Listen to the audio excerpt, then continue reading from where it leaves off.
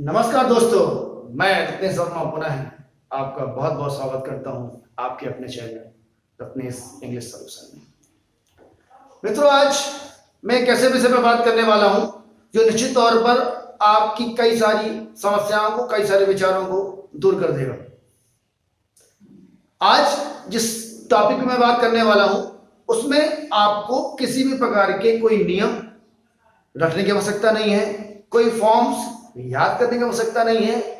अगर मैं यूं कहूं कि जिस प्रकार क्रिकेट में एक फ्री हिट होता है, उसमें सिर्फ एक ही चीज का डर होता है कि आपकी बॉल कैच नहीं होना चाहिए, बाकी कोई सारे नियम में आपको छूट होती है। इसी तरह से आज मैं जो स्ट्रक्चर आपको बता रहा हूं उसको अगर हम ध्यान से सुनते हैं तो आपको सारा कुछ अलग करके आप प्रश्नों के उत्तर कैसे इंग्लिश में देंगे, आज इस चीज की हम बात करते हैं। चलिए स्टार्ट करते हैं। बहुत छोटे से प्रश्न से स्टार्ट करता हूं। जैसे लिखा है, आर यू रेडी। आपने कई बार सुना होगा। बस इसमें आपको दो ही चीज का ध्यान रखना है। जैसे मैंने कहा कि फ्री हिट में आपको सिर्फ एक चीज का डर होता है, बाकी सभी सीमाओं से मुक्त होते हैं, सभी बंधनों से मुक्त होते हैं। उसी तरह आपको यहां पे सिर्फ दो ही चीजों का ध्यान देना है उसके आधार पर। पहला कि अगर क्वेश्चन में आई है तो यू हो जाता है, और यू है तो आई हो जाता है, और माय है तो योर हो जाता है, और योर है तो माय हो जाता है। दूसरी बात, जैसे आपने देखा होगा कहीं भी does plus have equal to has होता है, did plus V1 equal to V2 होता है। ये चीजें आपने पढ़ी होगी। आज जो मैं बात कर रहा हूं वो किसी भी टेंस का, कहीं का भी कोई सेंटेंस हो, उसका आप आंसर बना सकते हैं बिना ज्यादा सोचे। चलिए फिर क्या लिखा है, आर यू रेडी। जैसे मैंने कहा यू का आई और आई का यू होता है, इसका आंसर क्या बनना चाहिए? आंसर यस या नो में जाएगा। आपको बढ़िया से मालूम है। यस बोलेंगे तो yes I am ready. No कहते हैं no I am not ready. Next, are you busy? Yes I am busy. और no I am not busy. Next, am I responsible for this? Answer बनेगा yes. जैसे मैंने कहा आई का you को आई हो तो yes you are responsible for this. या नो कहेंगे तो no you are not responsible for this. समझ में कितनी आसानी से आप इसके उत्तर बना पा रहे हैं। अगर थोड़ा सा आगे इसको आपने नोट कर लिया होगा और समझ लिया आगे होगा। चलिए आगे बढ़ते हैं। मैं कहूं question next, am I wrong? So क्या बनेगा? आई का क्या होता है? यू होता है। यस या नो में आंसर क्या आता है? Yes you are wrong. अगर नेगेटिव बोलते हैं तो no you are not wrong. Next कहें, इज इट माई फॉल्ट? क्या होगा यहां पर? माय का योर, योर का माय होता है। यस या नो में आंसर जाएगा yes it is your fault. या नेगेटिव में बात करते हैं तो no it is not your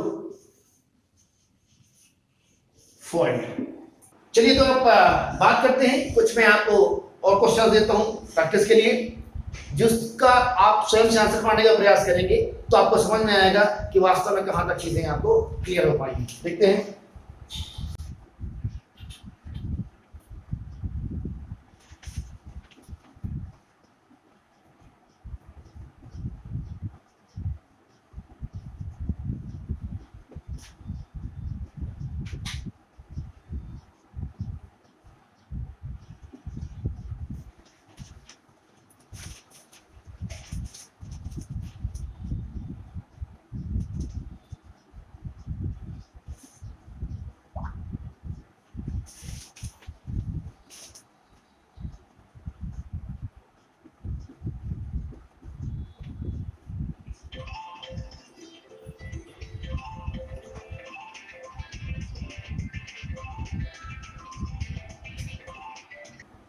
चलिए तो देखते हैं। अब आपको इन प्रश्नों के उत्तर पाने का प्रयास करना है और अगर आप इनका अभ्यास करते हैं तो चीज आप क्लियर होंगी। जैसे लिखा है, is he serious about his future? Answer yes या नो में आपको देना है। Are you satisfied by your performance? इसका भी आंसर आपको यस या नो में देना है। Is he careless? इसका भी आंसर आपको पॉजिटिव या नेगेटिव बना सकते हैं। एम आई अ रिस्पांसिबल सिटीजन? इसको भी आप नेगेटिव या अफर्मेटिव बना सकते हैं। Is he member of your party? इसको भी आप पॉजिटिव अफर्मेटिव दोनों बना सकते हैं। Is he dedicated towards his work? अगर आप इनका आंसर बनाएंगे तो आपको लगेगा कैसे प्रश्न बनता है, आप बना सकते हैं। चलिए आगे देखते हैं। मैंने तरीका बता दिया है। अब भिन्न भिन्न प्रकार के क्वेश्चंस में, अभी तो मैंने सिर्फ एक ही टॉपिक के लेके बनाया ताकि आपको वो चीजें अच्छे से समझ में आ सके। अब मैं मिक्स करके किसी का भी सेंटेंस क्वेश्चन देता हूं और उसका आंसर आप कैसे बना पाएंगे, देखते हैं।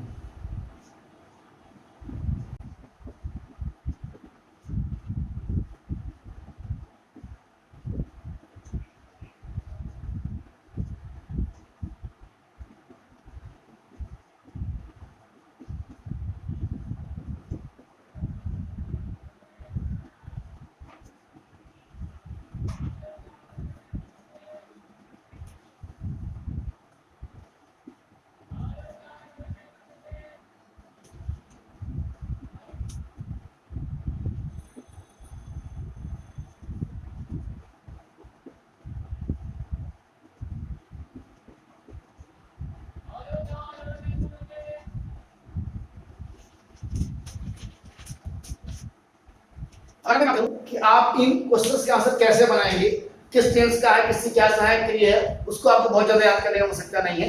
सारा कुछ आपको उसी में मिल जाएगा। अगर मैं पहले बात करूं, डू यू हैव टाइम? इसका यस या नो में जाएगा तो क्या बनेगा? Yes I have time. Do you have to meet him? Simple, जो जैसा है वैसे ही आपको उसी चीज का यूज करना है। क्या आंसर हो जाएगा? Yes I have to meet him। ये नो कहना तो no, I do not have to meet him, क्योंकि जो सहायक क्रिया लगी है उसी के साथ आपको मालूम है क्वेश्चन में भी वही सहायक क्रिया यूज होती है और नेगेटिव अगर हम बनाते हैं तो वही हेल्पिंग वर्ब की सहायक क्रिया प्रयोग होती है। बात करते हैं, do you learn English? Answer क्या बनेगा? यस या नो में जाएगा तो यस आई लर्न इंग्लिश।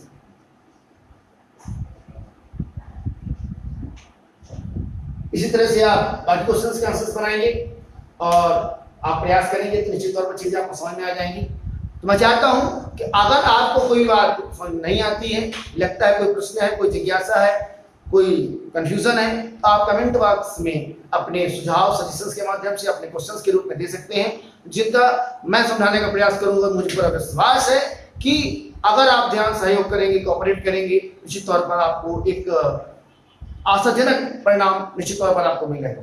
अब मैं एक छोटी सी बात जो बताना चाह रहा था ताकि आपको चीजें थोड़ा सा और बेहतर हो जाए।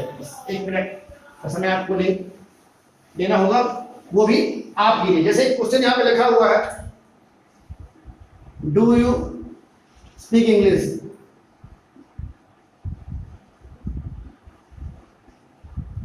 इसमें आप ध्यान रखें कि ये डू या डज, इज, एम, आर जो कुछ भी आता है, जैसे यहाँ पे मान लीजिए इज ही लिखा है, यहाँ पे एम आई लिखा है, हैव यू लिखा है, जब भी हम उसका आंसर देते हैं ये चीजें यहाँ से इसकी जगह में ही हम यस या नो का प्रयोग करेंगे। तो क्या हो जाएगा? अगर यस करेंगे तो यस, बाकी कोई चीजें वैसी। यस, यू का आई होता है, I speak English.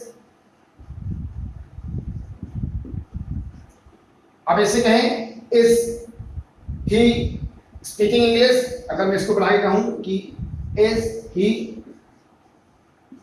Speaking English, तो ये इसकी जगह में यस आ जाता है। फिर ये साइड के अफर्मेटिव सेंटेंस बन जाएगा। सिंपली आपको मालूम है क्या हो जाता है, yes he is speaking English. इस तरह से ये चीजें क्लियर हो जाती हैं। तो आज के लिए इतना पर्याप्त है। बहुत बहुत धन्यवाद, मिलते हैं नेक्स्ट लेक्चर में। Thank you.